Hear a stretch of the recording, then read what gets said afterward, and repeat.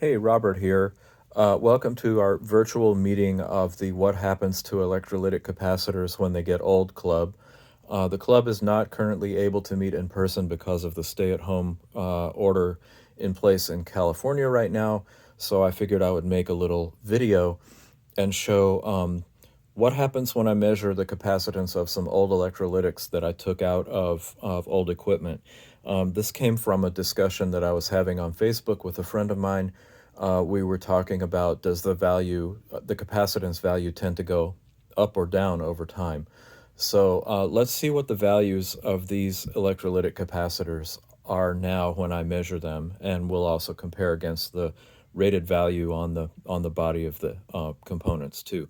I'm using these alligator clip leads so I can work with just one hand because my other hand is holding the phone. These are big capacitances, so parasitic capacitance in the leads is not going to make any difference. We'll start with one that I took out. This is not original from the piece of equipment that it was in. This is a 16 microfarad capacitor that was in the power supply of an old 1930s radio. This is from a repair or a restoration that someone did a long time ago, probably in the 1960s or maybe the 1970s, probably not. And I say that because I happen to know the history of this radio a little bit. So this is not a vintage 1930s capacitor. This is probably from the 1960s, and it's rated at 16 microfarads, like I think I said already. So let's measure what the value is now. I'll hook these leads on, and here we go. Watch the auto ranging, and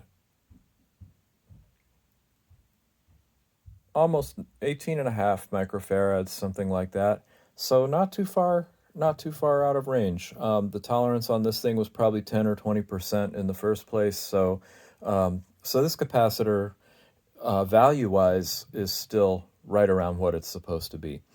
Definitely hasn't degraded in a downward direction over time as far as our measurements show.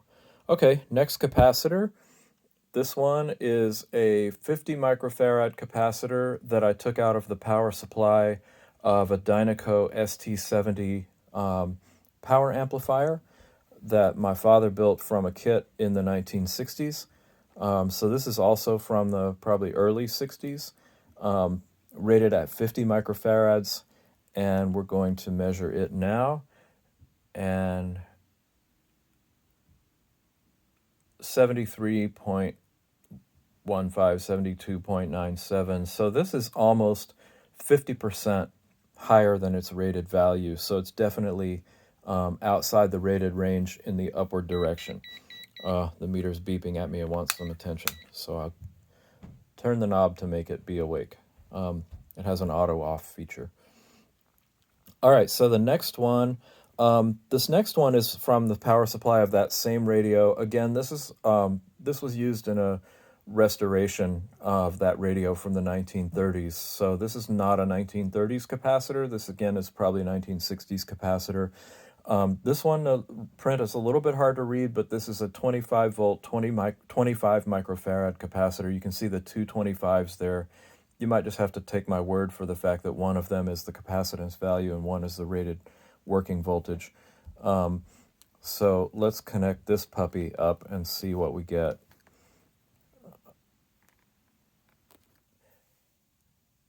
And, I'm not trying to measure megohms. I want to measure capacitance, sorry. So 45, 46 microfarads, somewhere in there. And again, the rated capacitance was 25. So this is, like 80% over its original rating. And another one, this next one, is a higher voltage rating. This one, I don't know where it came from. I don't know why I have it. I took it out of some old piece of equipment. This one is also 25 microfarad. This one's rated for 50 volts working.